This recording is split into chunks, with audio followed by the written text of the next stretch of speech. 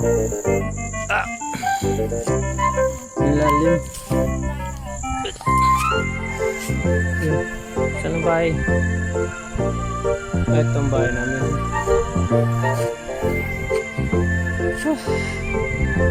Manggulay muna tayo guys. Dito tayo sa taas ng bundok eh. Alas pa ako eh. Ayan ang bahay namin no. Kami sa taas.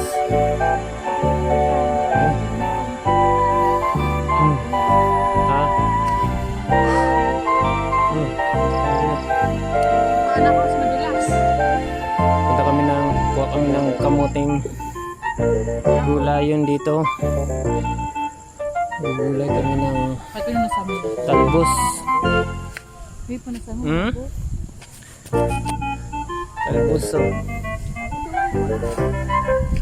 Ha? Ah, saan?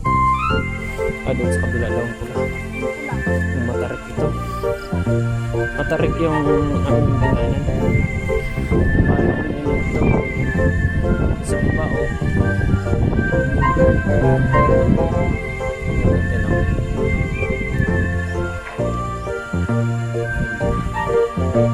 Sa baba na taas ito yung ano namin o.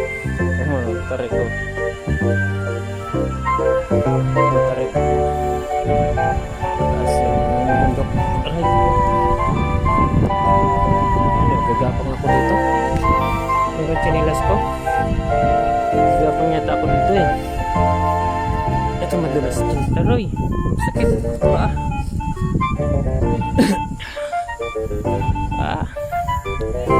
Parang kinunanadang ano ah. Ah? Kita tayo dito ah. Ito yung bahay. Bahay namin itong nakapula. Ito na po ang maliit na bahay po namin. So ano lang po dito sa tanim ng iba. Kukuha tayo ng gulay. O yun, nakapulang ano. Lalagyan po namin ng ano, sardinas. Wala eh, naghihirap na si Salde. Sardinas na lang tapos ano, tapos talbos ng kamote.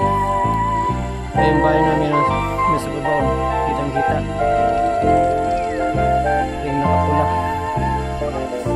Yan po ang bahay namin.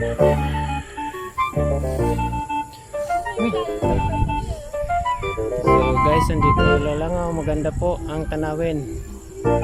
Meron po tayong lake.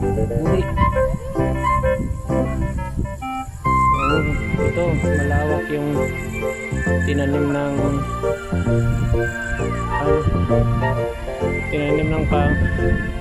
kapitbahay namin. Hindi sa kaping yung nagtanim dito. Hingi lang kami ng talbos. Puro na nga nito, may mga bunga na pala ito. Pangit na yung mga ano, pipili na lang kami ng ano, talbos. Dito na lang guys. Yan. Hapon na.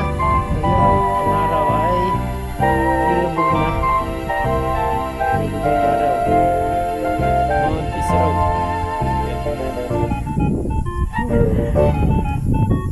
Dito kami sa tuktok. Mataas po yung